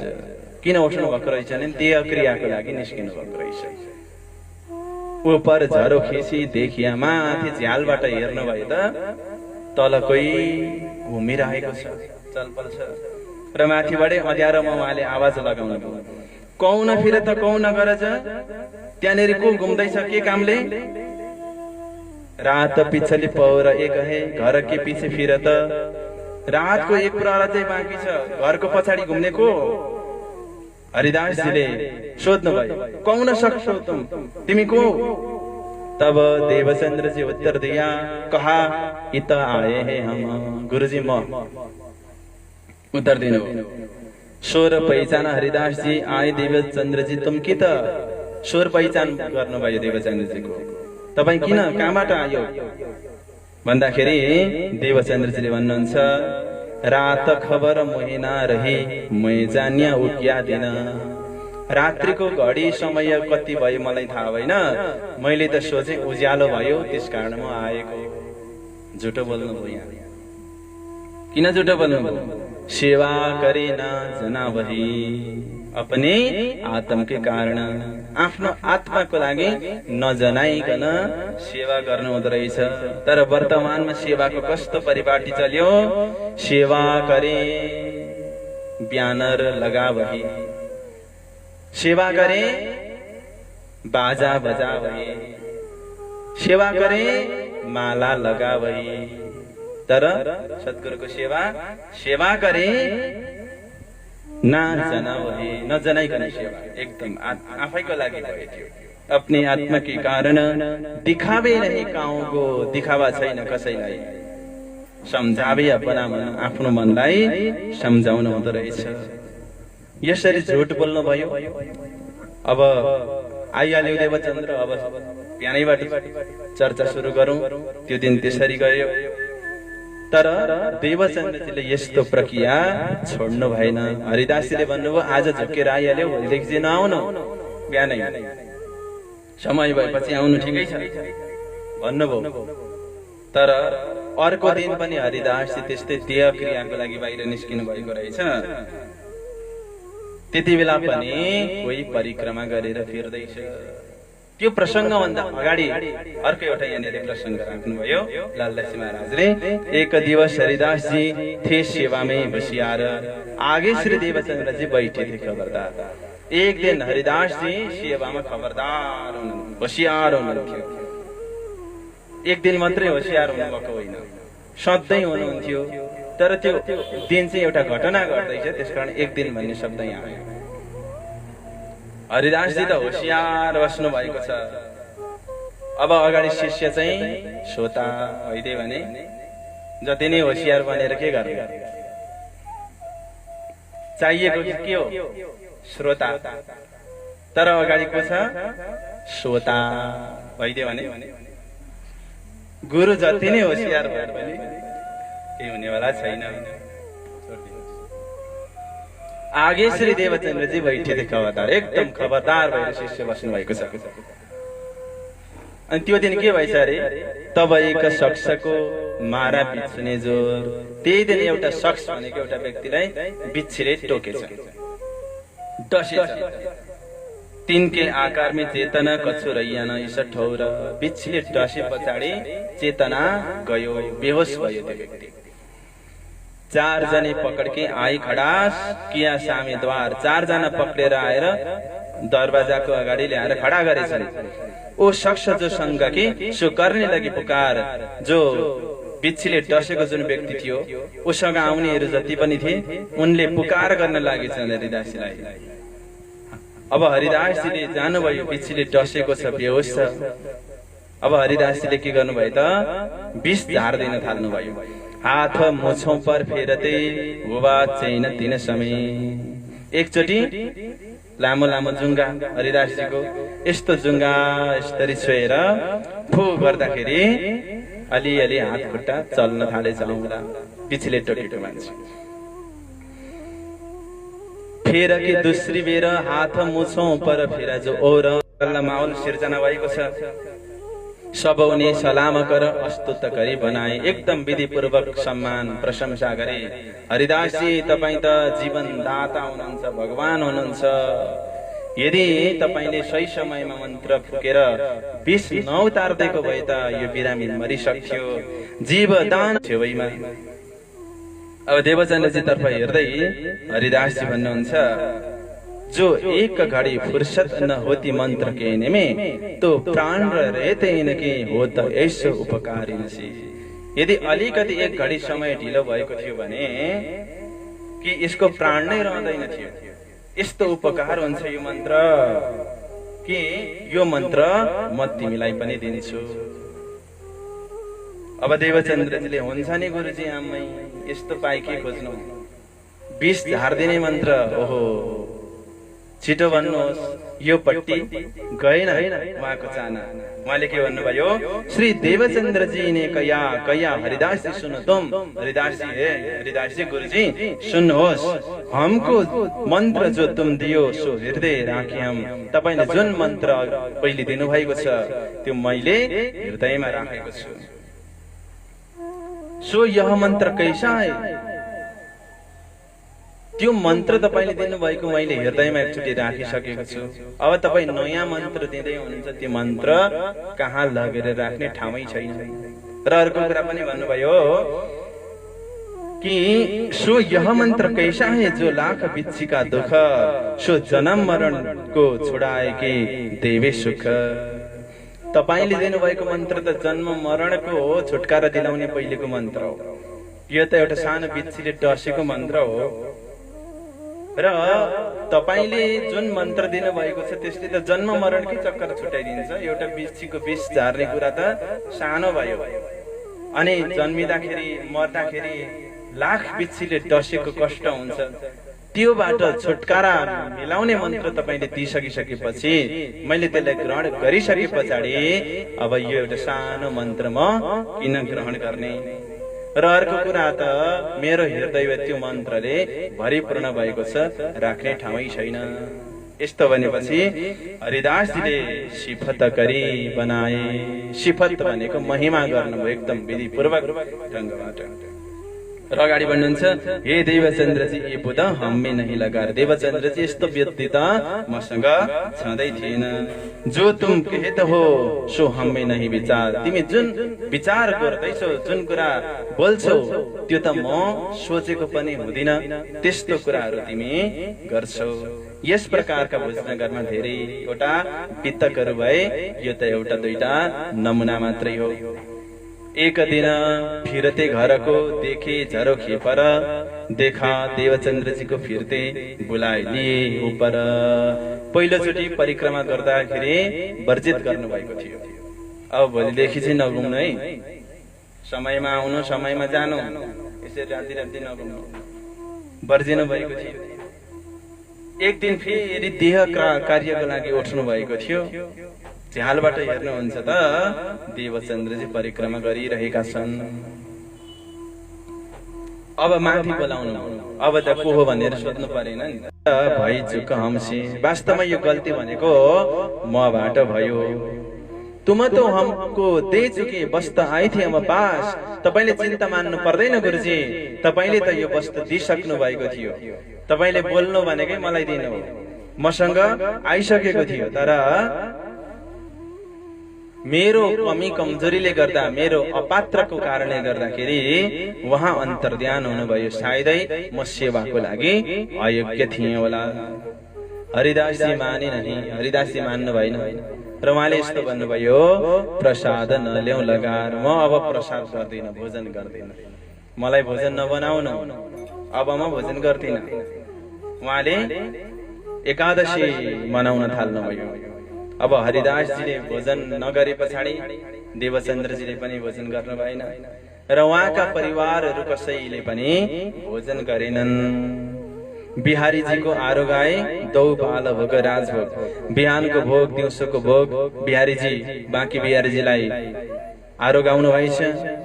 र घरका बाल गोपालहरू जति मसिना बच्चाहरू थिए उनीहरूको लागि भोजनको व्यवस्था गरियो। अरू सबैको लागि अब एकादशी भयो, किनकि सबैजनाले व्रत बसे, केही पनि अन्न ग्रहण गरेनन्। अब दिन व्यतीत हुँदै गइरहेको थियो। हरिदासजी बस्नु भएको थियो, मनमा बडा ताप भइरहेको थियो, दुःखको अनुभूति भइरहेको थियो। त्यो दिन सक्यो र दिन सकेर अब रात सुरु भइसके पछाडि मध्यरात भयो। मध्यरात भए पछाडि हरिदासजी बैठे अते कसो आँखा मेची तब अलिकति झप्की जस्तो आएछ राति। त्यति नै बेला यहाँ आए बाल मुकुन्दजी, साक्ष्य दियो दर्शन। अहो प्रभुजी कहाँ गए हते, हम ढुँडत कल्पे मन। प्रभुजी तपाईँ कहाँ जानुभएको थियो, मैले तपाईँलाई खोजेर कति कल्पे कति तडपे। बाल मुकुन्दजीले भन्नुभयो, हम तो उतै बैठे हते, म त त्यहीँनेरि बसेको थिएँ, त्यहीँ बसेको थिएँ। तो क्यों न दियो दीदार, किन दर्शन दिनु भएन। कही मोको पधरावते थे श्री देवचन्द्र जी के द्वार। म त्यस कारणले गर्दाखेरि अन्तर्ध्यान भए कि तिमीले मलाई देवचन्द्र जी को द्वारमा पठाउँदै थियो। सो तुमको इन स्वरूप की भई नै पहिचान। हरिदास जी तिमीलाई त्यो स्वरूपको पहिचान हुन सकेन। मैं इनकी सेवा न सह सकूं ऐसा, म उनको सेवा सहन गर्न सक्दिन। उहाँले वन्दना गरेको, प्रार्थना गरेको, पूजा गरेको मलाई सह्य हुँदैन। र उहाँले यसो भन्नुभएछ बालमुकुन्दजीले नै, जो दलगीर हुए देवचन्द्र जी यह बात सुनके तो बस्तर सेवा दीजियो, मोहे न दीजो इन्हें। यदि यो कुरा सुनेर देवचन्द्र जी दुखी हुनुभयो भने पनि मलाई चाहिँ नदिनु, तर बाँकी बिहारीजीको जुन वस्त्र छ त्यो पूजा गर्न दिनु। यस्तो प्रकारले आज्ञा गर्नुभएछ। अनि हरिदासजीले सोध्नुभयो कि प्रभुजी तुम कहाँ हो। बालमुकुन्दजीले भन्नुभयो, मै बैठा वहीँ ठाउँ, म त्यहीँनेरि बसेको छु। यस्तो भने पछाडि हरिदासजीको आँखा खुल्यो। गएर सिंहासनमा हेर्नुहुन्छ त बालमुकुन्दजी बैठे सिंहासनमा। सिंहासनमै बालमुकुन्दजी बस्नु भएको रह्यो। के भयो, हरिदासजी अब यो खुसीको खबर सुनाउनको लागि घरबाट दौडिनु भयो। म देवचन्द्रजीलाई यो खबर पठाउँछु भनेर। र जाँदै हुनुहुन्थ्यो, कहाँनेरि भेट भएछ। कहाँ भेट भएछ, बजारमा भेट भएछ। बजारमा भेट लागेको छ। बजार भन्ने बित्तिकै मान्छेको भेट्न गएको, एकान्तमा भेटिदिए त हुन्थ्यो नि। जहाँ मान्छे भेला भएको छन् त्यहीँनेरि भेट भएछ। अब हरिदासजी एउटा एकदम निष्कपट मनको, बडा शान्त हृदयको, सन्त हृदयको हुनुहुन्थ्यो क्या। उहाँलाई त कति बेला देवचन्द्रजीलाई यो कुरा गएर सुनाऊ भन्ने भइरहेको छ। एउटा खुसीको खबर दिनु पनि छ, बालमुकुन्दजी भेटिनु पनि भयो, अनि स्वरूपको पनि पहिचान दिनु भएको छ। कति बेला यो खुसीको कुरा सुनाउने भन्ने लागिरहेको छ। बजारमा भेट भएछ। हरिदासजी आएकी उत्तावले शीश नमाया चरण। हरिदासजी दौडिँदै आउनु भएर सद्गुरु महाराजको चरणमा साष्टाङ्ग दण्डवत प्रणाम भयो। सतगुरु महाराज की। यो त एउटा अद्भुत आश्चर्यको कुरा भयो। उल्टो नदी बग्यो।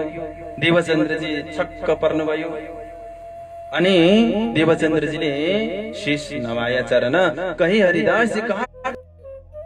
हरिदासजी गुरु मेरो परम प्रभु तपाई के गर्नुहुन्छ भनेर हातले उठाउनु भयो। मलाई तपाईको स्वरूपको पहिचान छैन अरे। तपाईले बालमुकुन्दजीलाई सेवा गर्नुभयो भने उहाँलाई सह्य हुँदैन अरे।